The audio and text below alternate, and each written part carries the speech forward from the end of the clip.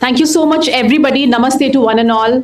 And I once again welcome you all to the Simbi Education Conclave, Upskill and Reinvent. And Swati ma'am, you are a true beacon of inspiration to, I think, all the educators all over the globe. And I am privileged to host this fireside chat with you today. And I think listen to the inspirational story of Swati ma'am. Thank you so much. So, ma'am, I think Symbiosis in itself, it's grown beyond just a single entity and a university. I think it is multidisciplinary. It has a huge global presence, and wherever we go, we talk about Symbiosis. So, Symbiosis needs no introduction, and it's been there in the education sector for 25 long years. And I'm sure it wouldn't have been possible without your guidance, a strong foundation, and your inspirational thought process and vision. So, ma'am, the first question that I have for you is Symbiosis itself, and especially Symbiosis Center for Distance Learning, began with a powerful thought, which you already said, which is Vasudhaiva Kutumbakam, one world, one campus. So, how do you see this philosophy or this ideology evolving in today's fast-changing global education landscape? So, I think around 30 years back, the world was still fragmented in terms of the internet penetration not being so thick as it is today.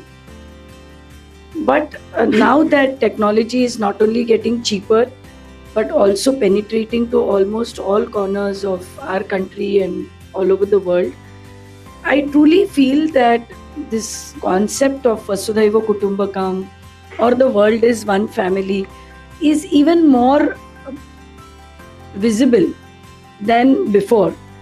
So I do feel that, at least in India, the technologies, the penetration of internet, and especially the penetration of social media over the last 8-10 years has been instrumental in crystallizing this one world, one family type of ideology. In education, also, if you've seen that earlier you would not see so many foreign students coming to India or so many Indian students going abroad. But that percentage has now really built. And we see that very freely, without any inhibitions, without any challenges, students go from one country to the other for education, for both long-term programs as well as short-term programs very, very easily. The third thing I would like to definitely mention is something that we all did not have as an opportunity when we were growing up, is the ability to learn from a world-class institution online at an affordable price. Now, if you log on to Facebook, you'll immediately start getting ads for, say, a Harvard-based leadership course or an IIM Ahmedabad, leadership program or educational leadership programs. Earlier, if we had to find such a program itself, it would take us quite some time. Then, of course, we would have to take a holiday from our work and go and enroll. And that itself was such a big obstacle that we would never dream of doing it. But now, from the comfort of our home or office, we are getting that information just because of our background, our credentials, which those algorithms recognize. And automatically, this information is literally coming to us in our phone. And we can make a very, very wise choice about what I should select, which also was not possible. Earlier, if I had to choose an educational program, I would have to really ask quite a lot of people, and that itself would be time consuming. But now, if a program information comes to me on my mobile, I can immediately search the net, and Google Baba will immediately give me so many reviews, so much information that I can make a wise choice. So really, all these parameters are what is contributing to the one world, one family, one world, one campus. Thank you so much, ma'am, and totally agree. We witnessed Sonali ma'am's presentation as well earlier, and the way she gave the numbers which showed that we are truly global. Symbiosis is truly global.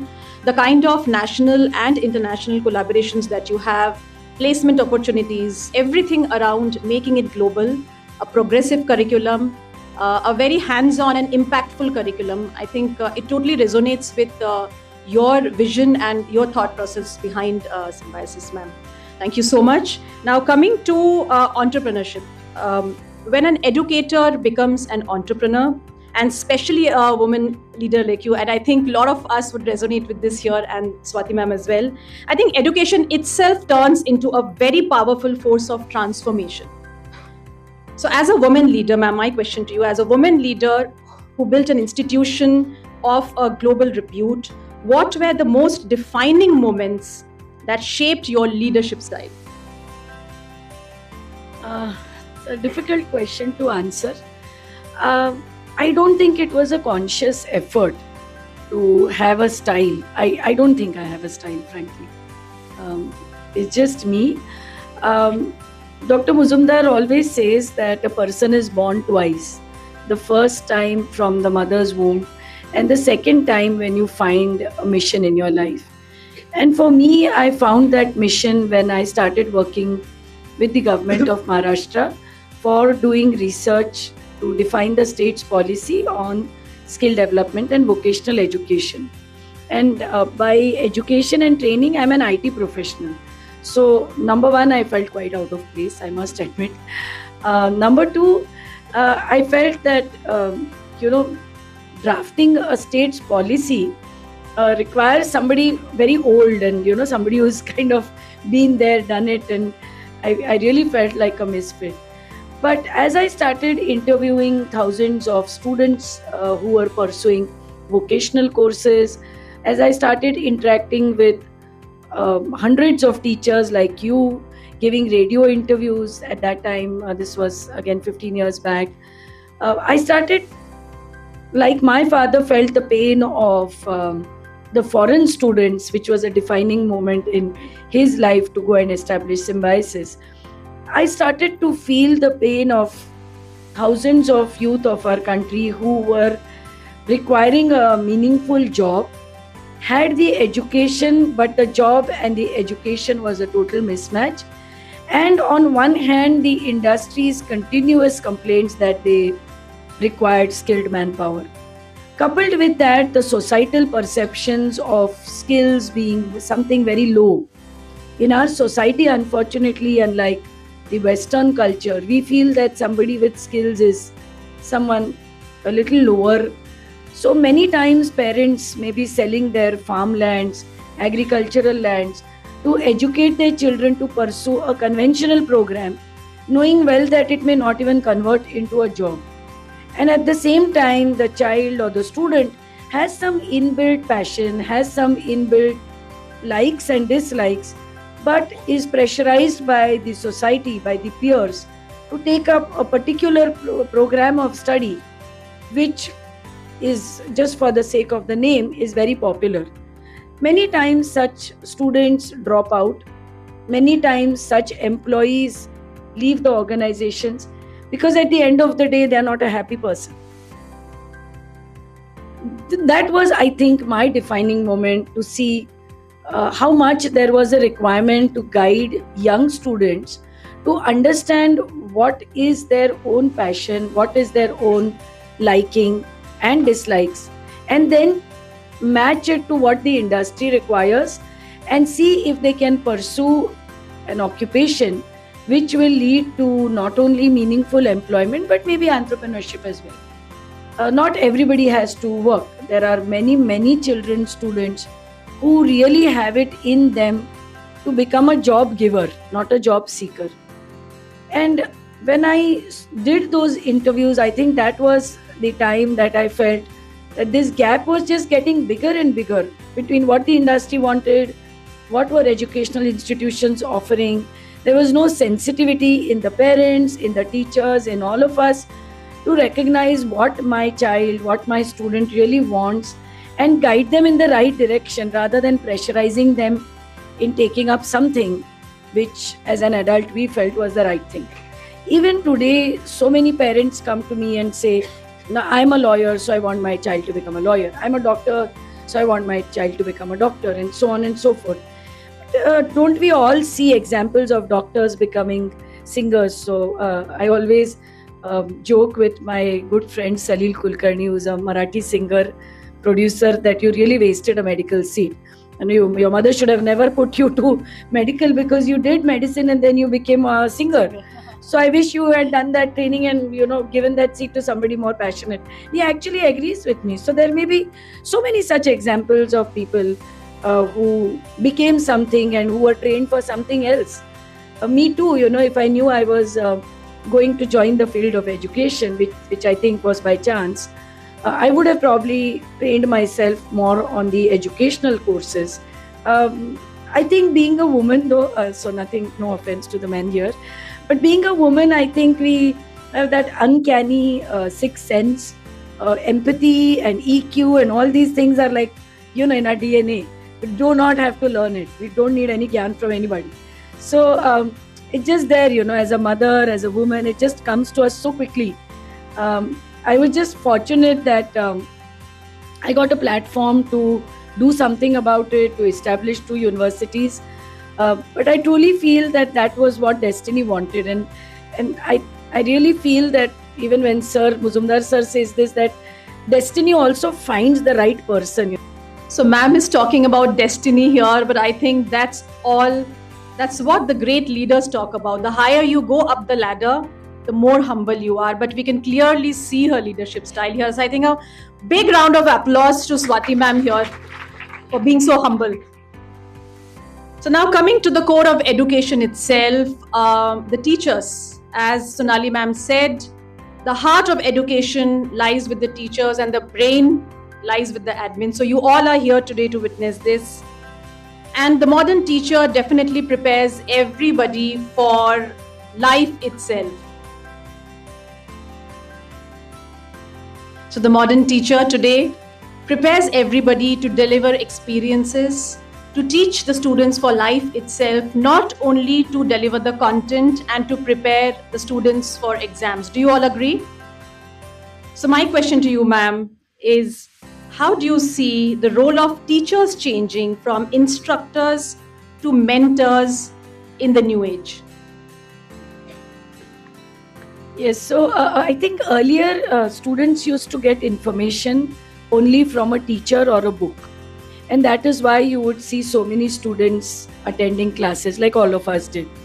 Slowly, because of the internet and engines like Google, now the role of a teacher really needs to be transformed. Transformed into what? I feel that the teacher has now become a facilitator. So no longer do students need any of us, any of you and me to give information, because they have enough of that. In fact, they have too much information. What they need teachers for is, number one, to classify and parse the good versus the bad information, because there's just so much information. Number two is to convert that information into knowledge. And I truly feel that is the role of a teacher, which we must all understand and really start executing in letter and spirit. How do you convert information into knowledge? Last but not the least, I'm a person deep rooted in our culture, and I feel that teachers also need to aspire to become gurus. I don't think we are there yet. And the job of a guru is to convert that knowledge into wisdom. Lovely. Thank you so much, ma'am. My next question I'm just omitting because you've answered it already. It was all about teachers and AI and the tools that all the teachers can use these days. And I'm sure Symbiosis or SCDL has a course on that because it's extremely important. And coming now to SCDL itself, it was established in 2001. So 25 long years, a long journey. And I just cannot start to think how it would have been back in 2001 when you started this revolution of distance learning, because I'm sure 25 years back it was not as common as how it is today. So how can the large educational institutions preserve their founding values while scaling so rapidly and adapting to modern demands as well? So I think founding values, core values, always it has been extremely important and very close to your heart, Swati ma'am. How did you ensure that your all institutes retain that while you grew? So ethics and values have always been at the core of Symbiosis. And that also speaks a lot about, again, Dr. Muzumdar, who started Symbiosis, is a teacher and a very good teacher. So when institutions are built by teachers, I think you will see that at the core are these ethics and values. And for Symbiosis, we feel that quality, excellence in education should just become the way of life. It's not something that we need to prove to get a certification. It's not something on my annual agenda. I feel it should be there as a way of life every single day. So going back to your question, we never run after numbers. We probably must be the only institution who tells our admissions team that you are free to reject any student whom you do not find serious enough for this education. Again, we do not believe in trying to pass or fail a student, but at the same time, the student should not look at Symbiosis as a stamping machine. It should be something that comes from within. This desire to learn should be very, very strong in the students who join Symbiosis. Because if we are giving so much input to the student, then it's very, very important that the person at the receiving end also is ready to absorb whatever it is that the teachers are imparting. The second thing I would like to say to all the teachers is also that the values are changing so much in the students. Problems which were never there before are being faced now, be it drugs, be it broken families, various addictions, a lot of prosperity too. And prosperity brings with it many, many problems, which probably none of us faced when we were students. And therefore, as teachers, our role of being a mentor, being a guide, that philosopher, is even more so important now, rather than just making it a one-sided street of giving information. So at least in Symbiosis Center for Distance Learning, despite the large numbers, we have ensured that every day we have lectures, the live lectures, so the student may be anywhere in the world. But isn't it nice to just see your teacher, just meet them, just ask their name? You might be silent at the other end of the screen, but how lovely it will be for your teacher to ask, why are you so silent today? What's wrong with you? Why are you not able to answer my questions? There may be a totally different reason. And that is also the role of a teacher. So education is not just about sitting in front of a screen and just... So we are still old-fashioned, Dr. Seema, and I make them print these books every year called Self-Learning Material and send it across. Ma'am, I feel every visionary educator and a leader always emphasize on books. So ma'am, one last closing question from my side and very close to my heart, and I'm sure everybody is also waiting for you to answer this. What advice would you give to young women aspiring to leadership roles in education, entrepreneurship, or public life? And ma'am, what inspires you to wake up every day and transform the world? Thank you. I'll answer the second question first. I think I found my mission in life. That's what helps me to go to office every day and be amongst the students and just keep on doing whatever I'm supposed to do. I don't think there is any end to the mission, because it's something that is going to transcend national geographic boundaries. And it's a mission that gives me immense satisfaction to see the students that we develop get good jobs, get good careers, and come back and give us a hug and say, I'm so and so. And that's I think that's the return on investment for me. For women, it's at least for women in India, I think there are too many expectations. There are expectations from husbands, from in-laws, even from children. So we have to be the superwomen. But I think it's very important for all of us to take care of our mental and physical health. I'm sure many women, their whole day just goes by doing things for others, their families, their colleagues, the students that you all coach. So definitely take care of your health. You are responsible for yourself, and your duty is to yourself first. Because if you are healthy, then you can do things for others. Health also means mental health.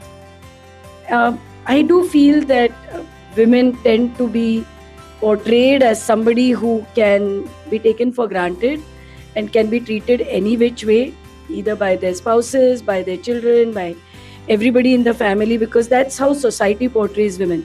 Somebody who's very patient and who will take all the nonsense and still smile. Well, you can be that, but don't let it affect your mind. It does. For many women, you're doing so many things for others that you may not realize how badly it affects your mind. And when it affects your mind, it affects your health. So be strong from inside. Don't let whatever else is going on affect you. And do find a mission in life which is outside of your immediate family. Because many times after 50, 60 years, it's sad to see some women who feel that, what have I achieved? My children have done this, my husband has done this, but I may not have achieved anything. So don't let your sense of achievement be associated with somebody else's success. Let it still be your success. Let it still be your struggle, and let it still be your own fulfillment and satisfaction. Yes, you have to be role models with your own strength. And when children start seeing that you do not get affected by anything that goes on, that's really, I think, the definition of leadership. Thank you. Thank you so much, ma'am. So, take credit of your own success is also the mantra. Don't shy away. And I think that is why you all are also here today, to accept, because they all are the ones who have been nominated by their own principals. And they are those successful leaders and educators who are sitting right here, who have been doing a great work around and inside their schools. So congratulations to all of you. And Swati ma'am, it's been an honor and a privilege to hear your story and inspirational talk by you. And I'm sure we all have learned a lot today from you. Thank you so much for taking out time and being here.